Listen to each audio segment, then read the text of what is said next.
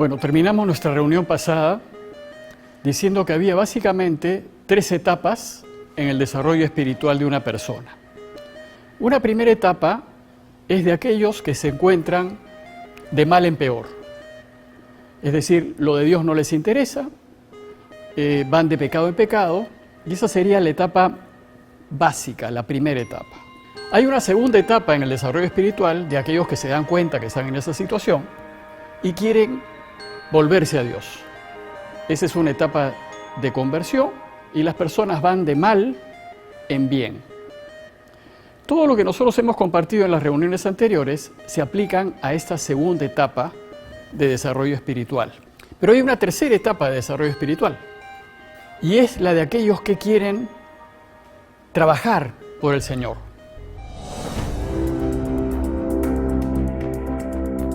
Entonces, lo que vamos a ver ahora se aplica a aquellos que se encuentran en esta tercera etapa de desarrollo espiritual, que es una etapa de seguimiento.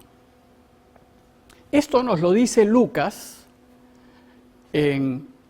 cuando dice: cuando el espíritu inmundo sale del hombre, anda vagando por lugares áridos, en busca de reposo. Pero al no encontrarlo, dice: me volveré a mi casa de donde salí. Y al llegar la encuentra barrida y en orden. Entonces va y toma otros 7 espíritus peores que él, entran y se instalan allí. Y el final de aquel hombre viene a ser peor que el principio. Entonces, con esta cita nos está describiendo la situación de aquellos que empiezan esta tercera etapa de desarrollo espiritual. La segunda etapa, que es la de la conversión, es donde uno deja su casa en orden, barrida y en orden, porque se han convertido de mal en bien. Pero cuando esto sucede y uno empieza a caminar de bien en mejor, la fuerza negativa, el mal espíritu, va a ser mucho más fuerte, mucho más insistente. Y por eso nos dice Lucas, lo dice Jesús en Lucas: este mal espíritu va y toma a otros 7 espíritus peores que él y entran, o sea, tratan de que nosotros nos equivoquemos a la hora de tomar decisiones. Esta etapa tercera, la etapa del seguimiento, el enemigo, el mal espíritu, va a hacer todo lo posible para que nosotros elijamos lo que nos aleje, lo que no nos acerque a Dios, lo que nos aleje de Él. Él ya sabe, porque lo hemos visto en las reuniones anteriores, que no nos podrá engañar y hacernos elegir a través de desolaciones, porque ya hemos aprendido que en desolaciones nunca debemos tomar decisiones. Las desolaciones eran su arma principal para engañarnos, para que no elijamos las cosas de Dios, y nos desolaba para que nos sintiésemos mal y no eligiésemos lo que Dios quería. Como ya sabe que no nos puede engañar porque estamos en esta tercera etapa, que vamos de bien en mejor, entonces, ¿qué va a hacer? Solo puede engañarnos a través de consolaciones. El problema es que hasta ahora nosotros habíamos aprendido que Dios nos guía por las consolaciones. Y cuando estamos consolados es porque Dios quiere que elijamos algo y eso es lo que tenemos que elegir. Pero ahora resulta que el enemigo puede intervenir en nuestras consolaciones, porque no lo puede hacer desolándonos. Entonces, ¿cómo podemos hacer ahora? Porque si nos puede engañar el enemigo a través de consolaciones, la cosa se complica. Nuestra primera pregunta es: ¿cómo puede el mal espíritu engañarnos a través de las consolaciones si parecía que siempre las consolaciones eran de Dios? Entonces lo va a hacer de 2 maneras. En primer lugar, el enemigo le va a restar importancia a las verdaderas consolaciones, para que nosotros al momento de tomar una decisión, digamos, como ya tiene menos peso la verdadera consolación, no elijamos eso. Y la segunda manera como él nos engaña en esta tercera etapa es creándonos falsas consolaciones, para que yo crea que son de Dios y elija lo que no es de Dios. Esta tercera etapa de crecimiento espiritual entonces es mucho más difícil porque tenemos que darnos cuenta qué es lo que está pasando. ¿Quién es el que me está creando la consolación? Yo tengo que descubrir entonces quién está detrás de mis consolaciones. Si la consolación es verdadera, voy a saber que quien está detrás es Dios. Pero si me creo una falsa consolación, entonces el que está detrás es el mal espíritu. Entonces lo que tenemos que hacer ahora es distinguir y discernir qué espíritu me está produciendo la consolación, para darme cuenta si es una verdadera consolación o es una falsa consolación. El discernimiento entonces se hace más delicado, más fino, tenemos que separar con más delicadeza lo que es de Dios de lo que no es de Dios. Para ayudarnos en esta tercera etapa de crecimiento, cuando nosotros queremos estar con Él, queremos cooperar, ayudarlo, colaborar, Ignacio nos ofrece una ayuda adicional, unas reglas que se conocen como reglas de segunda semana, o reglas para discernir espíritus, para separar espíritus. Esto me va a ayudar entonces a darme cuenta quién me está produciendo esta consolación. Y voy a descubrir si la consolación es falsa o es verdadera. Cuando yo descubra eso voy a poder elegir, porque inmediatamente que detecte que esto lo produce el mal espíritu, ya no lo voy a elegir. Lo cierto es que el mal espíritu nunca va a querer que nosotros elijamos lo que Dios quiere. Nunca lo va a querer. Y siempre, y por todos los medios, va a buscar obstaculizarnos, enredarnos, confundirnos, para que nosotros elijamos la alternativa que Él nos propone. Como ya no puede hacernos elegir lo malo, porque estamos en la tercera etapa, porque ya hemos decidido dejar el pecado y procurar caminar por el bien, entonces nos va a sugerir elegir lo menos bueno, lo aparentemente bueno, lo que me distrae de Dios. Él va a querer que yo elija aquello que no me acerque tanto a Dios. Porque ya no me va a poder hacer elegir lo que me separa definitivamente de Dios, porque yo quiero vivir con Él, quiero seguirlo, quiero estar con Él. En consecuencia, cuando nosotros nos encontramos deseosos de colaborar con Él, deseosos de hacer el bien, deseosos de crecer, tenemos que estar muy atentos para no ser engañados por el mal espíritu. Y lo que tenemos que hacer es distinguir quién es el que me está consolando. Eso es lo que tengo que hacer. Pues recién, una vez que yo sepa qué espíritu está detrás, voy a poder tomar una decisión con mucho más certeza.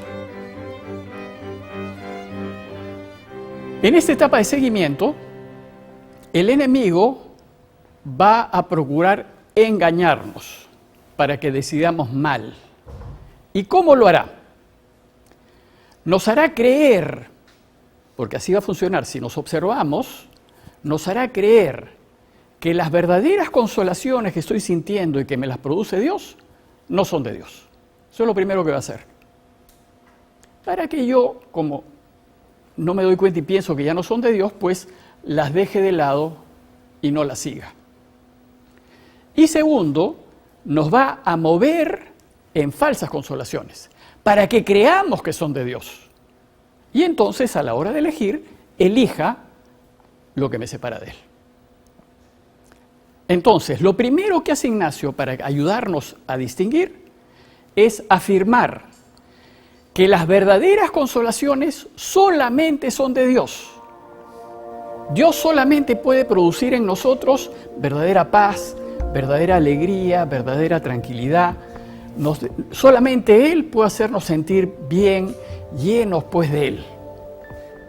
Dice Ignacio en sus reglas que es propio de Dios y de sus ángeles, cuando nos mueven, darnos verdadera alegría y gozo espiritual, quitando toda tristeza y toda turbación que el enemigo me produce. Entonces, solo Dios me puede dar verdadera consolación. Y esta siempre disipa la desolación. El caso de Jesús, ¿no? Cada vez que se encuentra con sus discípulos después de la resurrección, les va a decir, no teman. El temor, recuerden que es desolación. Entonces les disipa el temor y se llenan de profunda alegría. O sea, los consuela. Eso solamente lo hace Dios. Cuando la consolación es verdadera, cuando la consolación es de Dios, el mal espíritu no puede impedirla porque es de Dios. No puede ir en contra. Lo único que puede hacer es descalificarla. Eso sí puede hacer. Para que nosotros no gocemos de sus beneficios y no elijamos entonces su alternativa. Lo que busca el enemigo es que la verdadera alegría que estamos sintiendo desaparezca. O la pongamos en duda, o la cuestionemos, o se la atribuyamos a otras causas, pero no a Dios. Eso es lo que va a tratar de hacer. Por eso Ignacio en sus reglas dice que es propio del enemigo trabajar contra la verdadera consolación. Trabajar contra significa atentar contra ella, disminuirla, despintarla, quitarles méritos, atenuarla. Es decir, va a querer que nosotros no le hagamos caso. Eso es lo que va a hacer. ¿Y cómo lo hace? ¿Cómo hace él que yo no le haga caso? Nos va a traer a la mente aparentes engaños, justificaciones, razonamientos, sutilezas, dirá Ignacio, que nos van a confundir. Y entonces yo voy a pensar que realmente no es tan verdadera esta consolación que estoy sintiendo. Nos va a hacer creer que las verdaderas consolaciones son inventos. Creo que son así, pero no les hago caso. Por ejemplo, vamos a suponer que una persona que me ha hecho daño viene a pedirme perdón. Realmente la persona viene con mucha sinceridad a pedirme perdón y me lo dice y me da un abrazo. Mi reacción inmediata es una consolación porque acá hay un acto de Dios, o sea, una persona me está pidiendo perdón. Entonces mi primera reacción es de alegría, de contento porque quiere arreglar las cosas conmigo. Pero inmediatamente esa consolación que es verdadera, porque une, porque trae paz, porque trae hermandad, inmediatamente el enemigo me mete un pensamiento. ¿Será sincero su abrazo? Si yo lo conozco a ya me la ha hecho otras veces. Entonces, este pensamiento, este gesto de la persona esta que me viene a pedir perdón y que me genera alegría, contento, y que es de Dios porque une, inmediatamente el enemigo filtra sus pensamientos y me hace ya no estar tan contento. Porque ahora dudo de la sinceridad del perdón de esa persona. Y los argumentos que me trae a la mente es, ya lo conozco, ya sé cómo es, ya me la ha hecho otras veces. Entonces, en lugar de gozar de esa consolación verdadera, ya no la gozo, ya dudo, la cuestiono, y entonces no disfruto verdaderamente de la reconciliación. Entonces, ¿qué tengo que hacer? Lo que tenemos que hacer es, para yo poder distinguir, tengo que profundizar en mi discernimiento y descubrir si la consolación que yo estoy sintiendo es verdadera o es falsa. Y para hacerlo, el discernimiento tiene 3 pasos.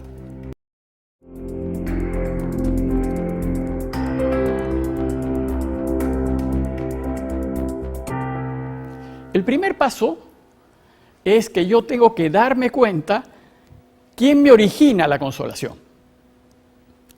Yo tengo que examinar, dice Ignacio, el origen. Recuerden que todo esto solamente es posible si nosotros nos examinamos. si nos observamos a nosotros mismos, si le dedicamos un tiempo en el día o un par de momentos en el día, en donde yo analizo y examino lo que está pasando en mí. Cuando yo me detengo para observarme, entonces yo puedo analizar. Y lo primero que dice Ignacio que tenemos que analizar es el origen de la consolación. ¿Quién me la causa?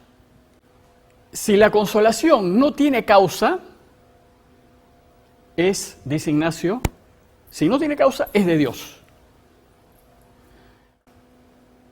Y es verdadera, y ahí termina mi análisis, porque si me doy cuenta que nada me la ha causado, es de Dios. Pero, dice Ignacio, pero hay que tener cuidado, ¿qué sucede después? Si tiene causa, entonces hay que seguir analizando, porque si tiene causa puede ser causada por el bueno o puede ser causada por el malo.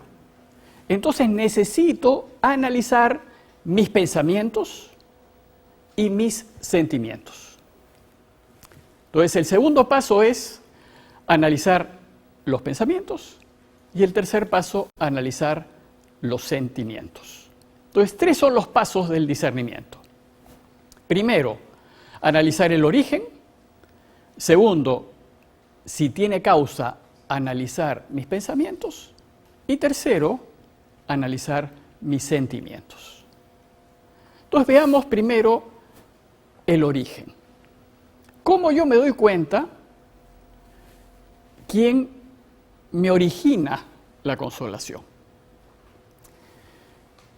Ignacio nos dice que antes tenemos nosotros que darnos cuenta, que tenemos que caer en cuenta si tiene causa o no tiene causa. Y él explica y dice, sin causa quiere decir que no hay ningún sentimiento o pensamiento previo que haya tenido su causa en algún objeto por el cual se produce la mencionada consolación. Es decir, si viene sin razón alguna, sin nada que motive mi paz, mi alegría, mi tranquilidad, mi contento. Si no hay ninguna razón por la cual yo estoy profundamente lleno de Dios, profundamente contento y tranquilo y en paz, quiere decir que mi consolación es sin causa. ¿Y qué quiere decir con causa? Nos dice Ignacio que es todo lo contrario. Cuando hay algún pensamiento o sentimiento que ha sido generado o producido por algo, por algún objeto o alguna causa. Como por ejemplo, cuando yo leo un texto bíblico y me emociono. Cuando yo me emociono, quiere decir que estoy consolado con causa, porque la lectura es la que hace que yo me emocione. O por ejemplo, cuando contemplo un paisaje o una obra de arte y me emociono hasta las lágrimas a veces. Esa es una consolación con causa, porque es lo que yo estoy viendo lo que me hace consolar. Asimismo, cuando yo veo un gesto de bondad, un gesto de caridad que me emociona, esa es una causa de mi emoción. Y esa es una consolación con causa. Entonces, lo primero que hace Ignacio es distinguir. Hay consolaciones que vienen sin ninguna razón y que yo me emociono profundamente y que mi alma se llena de Dios. Y hay consolaciones que vienen por alguna razón, por alguna causa. Por lo que leo, por lo que veo, por lo que oigo y que me emociona. Cuando la consolación viene sin causa, cuando no hay nada que la produzca, entonces es una verdadera consolación. Solo Dios nuestro Señor, solamente Él puede darnos una consolación sin ninguna causa. Porque Él puede entrar y salir dentro de nosotros y nos puede llenar completamente de amor, de paz, de tranquilidad, de alegría intensa. Solo Dios puede hacer eso. Solo Él puede entrar y salir en mí, en mi corazón, sin ninguna razón. Porque Él es el dueño. Y Él es capaz de llenarme profundamente de alegría, de paz, etc. Cuando descubrimos entonces que nosotros estamos consolados sin ninguna razón, porque de repente me siento pues totalmente lleno del amor de Dios. Entonces estoy viviendo o estoy teniendo una verdadera consolación.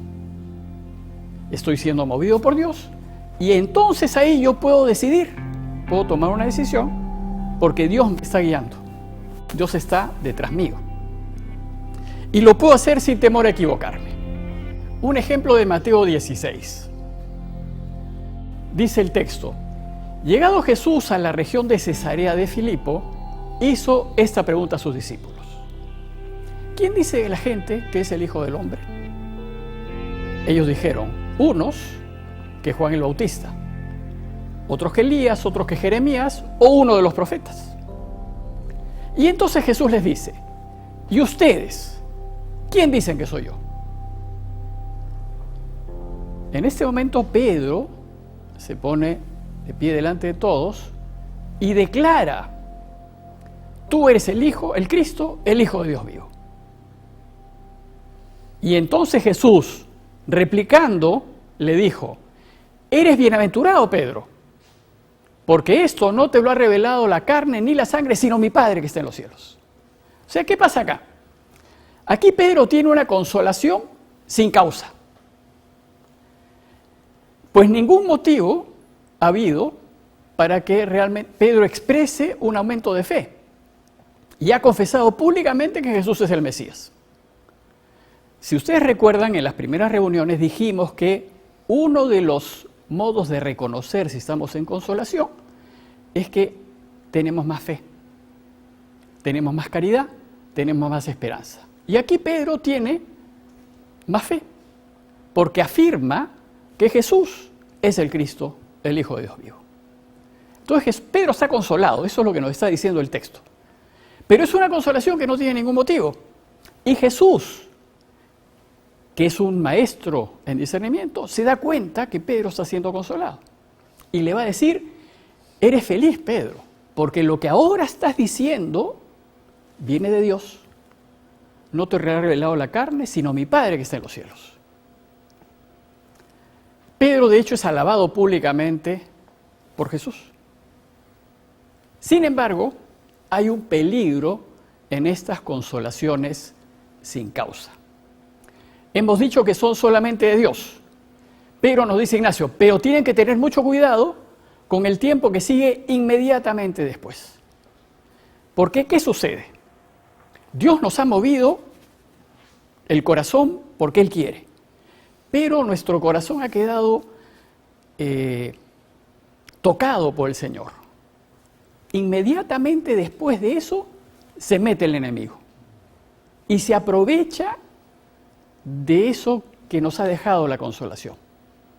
Entonces dice Ignacio, cuando la consolación es sin causa, ya sabemos que no hay engaño y ya sabemos que es solamente de Dios. Sin embargo, dice él, la persona espiritual a la que Dios le da la tal consolación tiene con mucha vigilancia y atención, tiene que examinarse y fijarse y distinguir el tiempo preciso en el que ha sentido la presencia de Dios del tiempo que sigue. ¿Por qué? Porque en el tiempo que sigue a la actual consolación, en que la persona se queda, dice Ignacio, caliente y favorecida de la intervención de Dios, sucede muchas veces que ya sea por nuestros propios razonamientos o ya sea por los pensamientos que nos siembra el buen espíritu o que nos siembra el buen espíritu, lo que decidamos o imaginemos o pensemos ya no es dado inmediatamente por Dios, porque hemos intervenido. Por tanto, dice Ignacio, antes de dar crédito a lo que pensemos, hay que examinarnos. Lo que voy a decir después, ¿realmente me lo sigue produciendo Dios o ya no me lo sigue produciendo Dios? Y este es el texto que continúa al texto de Mateo que les acabo de decir. Cuando Pedro dice, tú eres el Mesías, el Hijo de Dios vivo, y Jesús lo alaba y le dice, bienaventurado eres Pedro por lo que acabas de decir, porque esto se está con una consolación sin causa. Inmediatamente después, nos dice Mateo, Jesús comenzó a manifestar a sus discípulos que él tenía que ir a Jerusalén. O sea, les va a contar que él ha tomado la decisión de ir a Jerusalén. Y además les dice que su decisión va a significar que, llegado a Jerusalén, lo van a matar, pero resucitará el tercer día. O sea, él les está diciendo a los suyos, miren, me acaban de reconocer como Mesías y ahora les cuento la decisión que he tomado. He tomado la decisión de ir a Jerusalén, pero allí me van a matar. Entonces, ¿qué hace Pedro? Que acababa de ser consolado. Lo toma aparte, dice el texto, y se puso a reprender a Jesús, diciéndole, lejos de ti, Señor, de ningún modo te sucederá esto. Lo que está haciendo Pedro es lo que haríamos cualquiera de nosotros. ¿Para qué vas a subir a Jerusalén? Si te van a matar, mejor vámonos a Galilea. En Galilea vas a estar tranquilo, todos te quieren, nadie te va a hacer daño. ¿Para qué vas a subir a Jerusalén? ¿Y qué cosa hace Jesús en ese momento, que es un maestro en discernimiento? Detecta que detrás de los pensamientos de Pedro está el mal espíritu. Y le va a decir, volviéndose, dice el texto, se dirigió a Pedro y le dijo, quítate de mi vista, Satanás. Porque ahora eres escándalo para mí, porque ahora tus pensamientos ya no son de Dios, sino de los hombres. O sea, ¿qué le está diciendo Jesús? Acabas de tener, Pedro, una consolación sin causa, pero tú te has quedado tocado por Dios y crees que los pensamientos que vas a tener después son también de Dios. Pero ahí se mete el mal espíritu. ¿Y qué es lo que hace?